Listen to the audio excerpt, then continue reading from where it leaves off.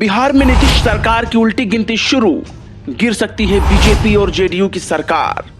BJP के खिलाफ चिराग पासवान की बगावत। रामविलास पासवान की लोक जनशक्ति पार्टी ने बीजेपी के लिए क्या कुछ नहीं किया। बीजेपी की जीत के लिए रामविलास पासवान के बेटे चिराग पासवान ने नीतीश से बैर मोल लिया। चुनाव में नीतीश के पार्टी के उम्मीदवारों के खिलाफ एलजेपी ने अपने उम्मीदवार खड़े करके नीतीश को बुरी तरह नुकसान पहुंचाया। लेकिन चुनाव के बाद जिस तरह से बीजेपी ने एलजेपी के बजाय बिहार के पूर्व मुख्यमंत्री सुशील कुमार मोदी को राज्यसभा का उम्मीदवार बनाया, शायद चिराग पासवान के सारे अरमानों पर पानी फिर गया। जिसके बाद चिराग पासवान बिहार में बीजेपी और नीतीश की सरकार को ही गिराने के मंसूबे बना रहे हैं। हम ऐसा क्यों कह रहे हैं, इसके पीछे एक बड़ी वजह है। आइए गौर करते हैं। दरअसल चिराग पासवान ने रविवार को पार्टी की स्थापना दिवस के मौके पर अपने कार्यकर्ताओं को एक खत लिखा और इस खत में साफ तौर पर इशारा किया कि मौजूदा बिहार सरकार 5 साल पूरा करने से पहले ही गिर सकती है। इस खत में बीजेपी से चिराग पासवान के मनमुटाव को साफ साफ देखा जा सकता है। इस पत्र में चिराग पासवान ने बीजेपी का नाम लिए बिना ही मन की भड़ास निकाली और साफ तौर पर संकेत दिया कि बीजेपी के साथ वह गठबंधन धर्म को अब नहीं निभा सकते। यानी लंबे समय तक बीजेपी की सहयोगी रहने वाली रामविलास पासवान की पार्टी अब आने वाले विधानसभा चुनावों में बीजेपी से अलग अपनी रणनीति बनाएगी और सभी विधानसभा सीटों पर अपनी पार्टी को उम्मीदवार खड़ा करेगी। चिराग ने अपने पिता रामविलास पासवान को याद करते हुए पार्टी कार्यकर्ताओं से कहा कि उनके आशीर्वाद से बिहारी फर्स्ट की संकल्पना को पूरा करेंगे। चिराग ने लिखा, पापा अब हमारे बीच नहीं हैं, जिससे अब हम सभी को कभी न भरा जाने वाला नुकसान हुआ है। उनकी गैर मौजूदगी में पार्टी ने बिहार विधानसभा चुनाव लड़ा।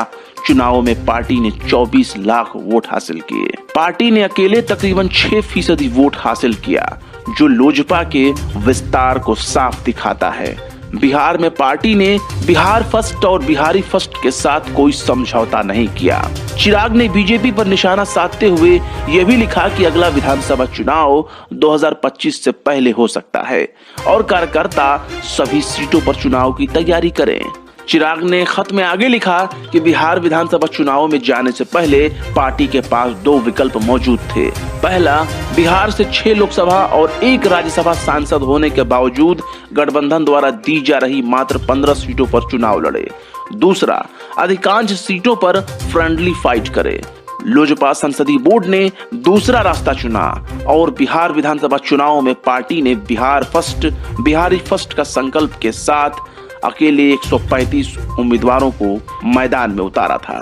चिराग ने अपने खत में यह भी कहा कि 2015 का विधानसभा चुनाव एलजेपी ने गठबंधन के साथ मिलकर लड़ा था, जिसमें पार्टी मात्र 2 सीट जीत पाई थी।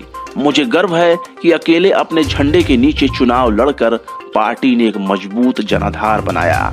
हमारी लड़ाई बिहार पर राज करने की नहीं, बल्कि बिहार को बेहतर बनाने की कोशिश है। इसके बाद चिराग पासवान ने अपने खत में वह बात भी लिख दी जिसके बाद बीजेपी और एलजेपी के रास्ते जुदा होने का इशारा है। चिराग ने कहा, पापा हमेशा चाहते थे कि बिना किसी गठबंधन के पार्टी अकेले दम पर चुनाव लड़े ताकि पार्टी की नींव को मजबूत किया जा सके।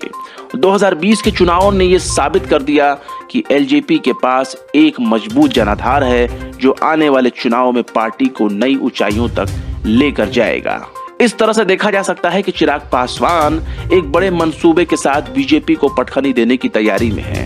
इसके साथ ही बिहार में नीतीश की सरकार कार्यकाल पूरा करने से पहले ही गिराने की फिराक में है। इस खत में चिराग पासवान ने लिखा कि बिहार विधानसभा का अगला चुनाव 2025 से पहले भी हो सकता है।